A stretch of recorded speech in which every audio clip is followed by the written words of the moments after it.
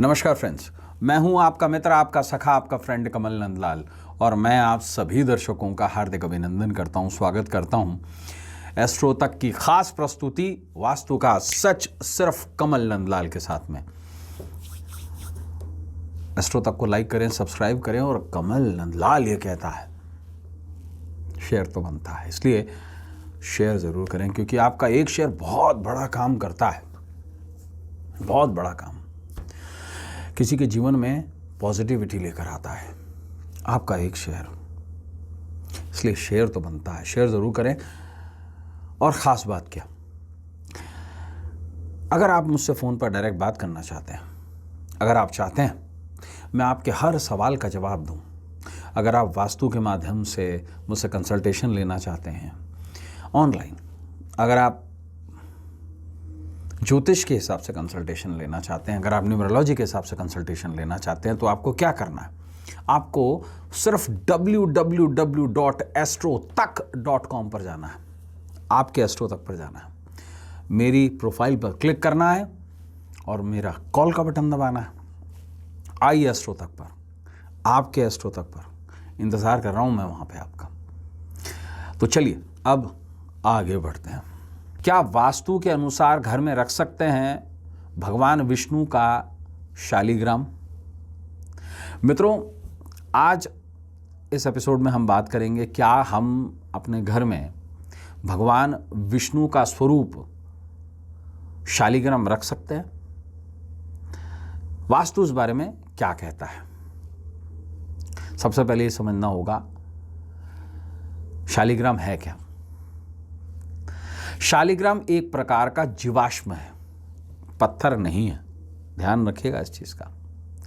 जिस तरीके से शंख जीवाश्म है, जिस तरीके से मूंगा जीवाश्म है, जिस तरीके से मोती जीवाश्म है, उस प्रकार से शालिग्राम भी जीवाश्म है। शालिग्राम पत्थर नहीं होता है, जीवाश्म होता है, उसके अंदर जीव होता है और जीव वो उस जगह को छोड़ देता है। शालिग्राम को परमेश्वर के प्रतिनिधि के रूप में, यानी कि भगवान विष्णु के रूप में, पालनहार के रूप में पूजा जाता है। शालिग्राम अमूमन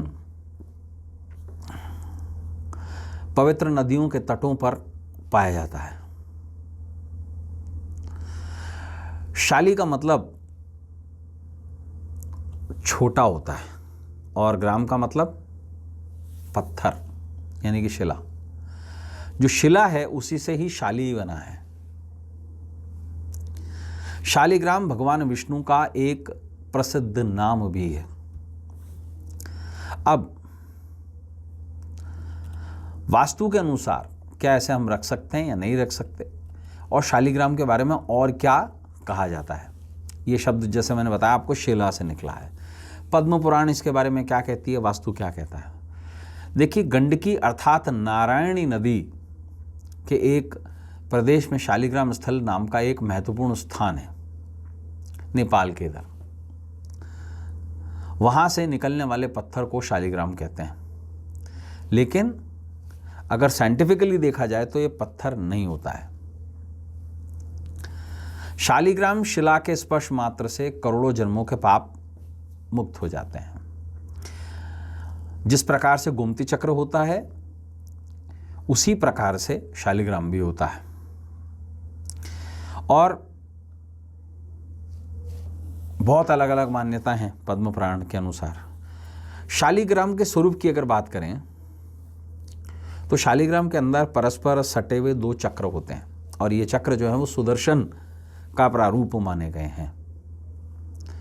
इस बात को जिन लोगों के मन में परमात्मा के अप्रत्यक्ष अवक्तव्य गुणों से जुड़े होते हैं उन लोगों के लिए उन्नति बहुत कठिन होती है। मतलब आप अगर फॉर्मलेस ईश्वर को मानते हैं तो आपके लिए डेवलपमेंट नहीं है, क्योंकि आप दौड़ रहे हैं अंतहीन के पीछे। शरीर युक्त जीव को इस अनुशासन में प्रगति करना सदैव मुश्किल नहीं होता। ये श्रीमद् भागवत कहता है अपने 12वें अध्याय में और 5वें श्लोक में। अब शालिग्राम के बारे में अगर और इम्पोर्टेंस देखी जाए तो एक गंडकी में, जैसे मैंने आपको बताया, ये काले रंग का एमोनॉइड है।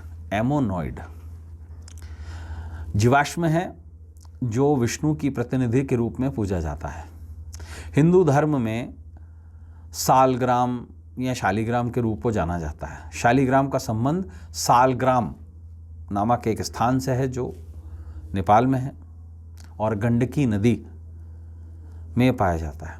अब देखिएगा, शिवलिंग और शालिग्राम को भगवान का विग्रह स्वरूप माना गया है, ऑटोमेटाइज्ड। इसे किसी भी स्थापना की जरूरत नहीं होती है।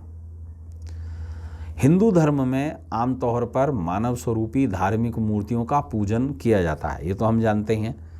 लेकिन इन मूर्तियों के पहले से भगवान ब्रह्मा को शंख, विष्णु को शालिग्राम और शिवलिंग को शिवलिंग के रूप में पूजा जाता है।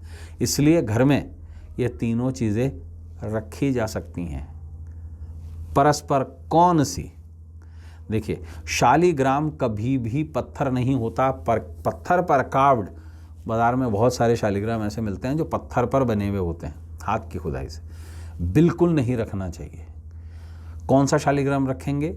जो गंडकी नदी से हो और सालग्राम का पत्थर हो नेपाल से, उसे रख सकते हैं। उस पर भी कायदा यह है कि शालग्राम को 2.25 इंच से ज़्यादा बड़ा नहीं होना चाहिए, ये पद्म पुराण कहता है। और भागवत गीता के 12वें अध्याय के 5वें श्लोक में ये लिखा हुआ है। शालिग्राम का एकमात्र जो मंदिर है वो नेपाल के मुक्तिनाथ क्षेत्र में स्थित है और विशेष तौर से शालिग्राम में भगवान विष्णु के सुदर्शन चक्र के अनेक रूप दिखाई देते हैं। अब इसे कहाँ रखा जाए? सबसे पहली बात, रख सकते हैं? हाँ, रख सकते हैं। इसे कभी भी घर के अंदर नहीं रखा जाता। इसे सर्वदा तुलसी के साथ रखा जाता है। और लोग गड़बड़ क्या करते हैं, तुलसी के नीचे शिवलिंग भी रख देते हैं, साथ में शालिग्राम जी भी पड़े हैं। बिल्कुल नहीं। शालिग्राम और शिवलिंग अलग अलग जगहों पर रखे जाते हैं, इसलिए ध्यान रखा जाए। शालिग्राम तुलसी के साथ में रखा जा सकता है और कॉन्च शेल यानी कि शंख के साथ रखा जा सकता है। इसे हमेशा तुलसी के इर्द गिर्द ही रखना चाहिए, अन्यथा ये हमेशा एनर्जी का फ्लो कराने वाला पत्थर है, जीवाश्म है। इसलिए इसे या तो ऐसे स्थान पर रखें जो आपका पूजा स्थल हो, और जब पूजा ना हो रही हो तो उसे ढक के ज़रूर रखें। इस बात का विशेष ध्यान रखें, अन्यथा इसे रखने से परहेज करें। हाँ, इसे रखना अत्यंत शुभकारी होता है तब जब आप इसकी पूरी ही तरीके से देखभाल करें।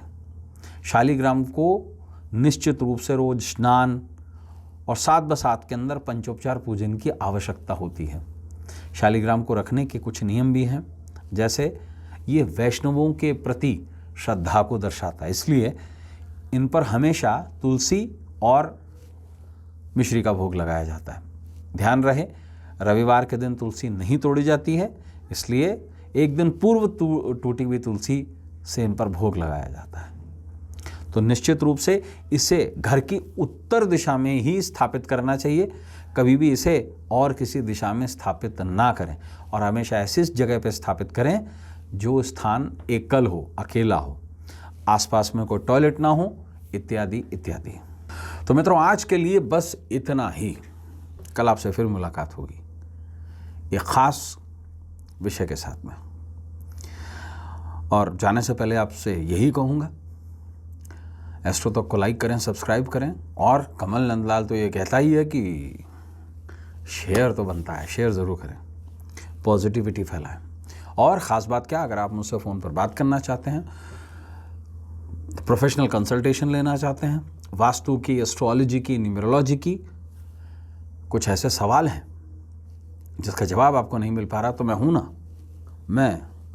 ना, कॉल कीजिए मुझे। उसके लिए क्या करना है, आपको www.astro तक पर आपको आना है, मेरे प्रोफाइल पर क्लिक करना है, और I am just a call away. इंतज़ार में हूँ आपके।